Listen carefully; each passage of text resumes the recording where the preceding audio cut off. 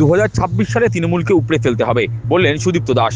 2026 সালে বাংলা থেকে তৃণমূলকে উপড়ে ফেলতে হবে। মঙ্গলবার সন্ধ্যায় কাকিনাড়ার রত্তলায় বিজেপির পরিবর্তন সংকল্প সভায় যোগ দিয়ে এমনটাই বললেন সুবক্তা বীজপুরের যুবনেতা সুদীপ্ত দাস। তিনি বলেন, বাংলায় ডাবল ইঞ্জিন সরকার আনতে হবে, যাতে বেকার যুবকরা কাজ পায়, যাতে শিক্ষিত যুবক যুবতীদের কাজের মধ্যে ভিন রাজ্যে যেতে না হয়। প্রজন্ম ভালো থাকবে কিনা, পশ্চিমবঙ্গের পরবর্তী প্রজন্মকে বাইরে চলে যেতে হবে কিনা, গুজরাট, দিল্লি, বোম্বাই, বেঙ্গালোর, দুবাই কাজে যেতে হবে, না পশ্চিমবঙ্গের মাটিতে আমার ঘরের ছেলেটা কাজ করে দিনের শেষে বাড়িতে ঢুকে বলবে, মা খুব খাটাখাটনি করে এসেছি, খিদে পেয়েছে, দুটো ভাত বেড়ে দাও। প্রত্যেক হাড়িতে চাল থাকবে, প্রত্যেক বেকার যুবকের হাতে কাজ থাকবে। এই দাবি নিয়ে সকলকে আজকে অঙ্গীকারবদ্ধ হতে হবে যে 26-এ এই সরকারটাকে সরিয়ে আমরা ভারতীয় জনতা পার্টির সরকার নির্বাচিত করব এবং ভাটপাড়া থেকে আমরা আমাদের যে প্রতিনিধি থাকবে, ভারতীয় জনতা পার্টির যিনি প্রতিনিধি থাকবেন, তাকে পদ্ম ফুলে ভোট দিয়ে আমরা বিধানসভায় পাঠিয়ে আমাদের দাবিটাকে জোরালো করে তুলব।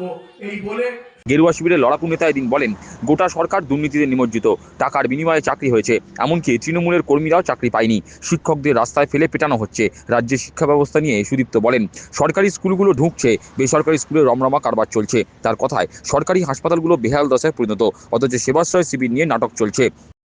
আসার পর আপনারা বলতে পারবেন যে পশ্চিমবঙ্গে একটা কোনো বড় শিল্প এসছে যেখানে বেকার ছেলে মেয়েরা কাজ করবে? এখানে যে মা বোনেরা বসে আছেন, যে যুবক ভাইরা দাঁড়িয়ে আছেন, আপনারা কোথায় কাজ করবেন? পরবর্তী প্রজন্ম পড়াশোনা করে কোথায় চাকরি করবে? আজকে যে কোনো সরকারের আমলে এটা অস্বীকার করার জায়গা নেই যে সিপিএম সরকারের আমলেও যারা রাজনীতি করেছে, পার্টি করেছে, সেরকম কিছু মানুষের চাকরি হয়েছে, এটা অস্বীকার করা যাবে না।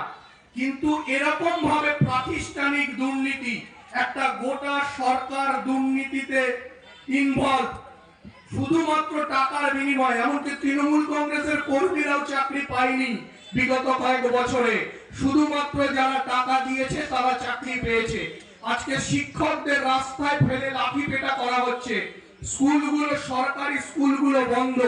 আজকে যারা এখানে উপস্থিত আছেন তারা প্রশ্ন করবেন না এই অঞ্চলের তৃণমূল নেতাদের যে আমার বাড়ির ছেলেটা কোথায় পড়াশোনা করবে? আমি তো রিক্সা চালিয়ে সারাদিন খেটে দিনের শেষে 200, 300, 400 টাকা নিয়ে আসছি, তার থেকে 100 টাকা রাখছি যে আমার ছেলেটাকে স্কুলে পাঠাবো, সে পড়াশোনা করে একটা ভালো চাকরি করবে, আমার চোখের জল মুছবে।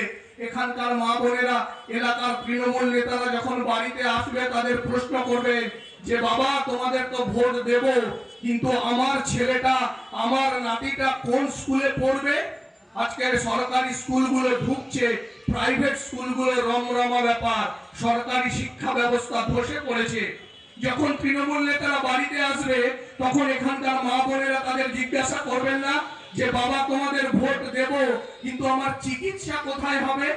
আজকে সরকারি হাসপাতালগুলোর কি অবস্থা, আমার মনে হয় এখানে যারা বসে আছেন তাদের থেকে ভালো আমরাও বলতে পারবো না। আজকে বড় বড় নেতাদের, তৃণমূল কংগ্রেসের নেতাদের চিকিৎসা হচ্ছে প্রাইভেট নার্সিং হোমে, কিন্তু যে সরকারি হাসপাতালে সাধারণ মানুষের চিকিৎসা হওয়া দরকার সেই সরকারি ব্যবস্থাকে ভেঙে ফেলে সেবাশ্রয় প্রকল্প হচ্ছে। আচ্ছা বলুন তো, প্রসঙ্গত কাকিনাড়ার রত্তলা ব্রিজের নিচে শিব মন্দিরের কাছে বিজেপির পক্ষ থেকে পরিবর্তন সংকল্প সভার পাশাপাশি অসহায় মানুষজনের মধ্যে শীতবস্ত্র প্রদান করা হয়।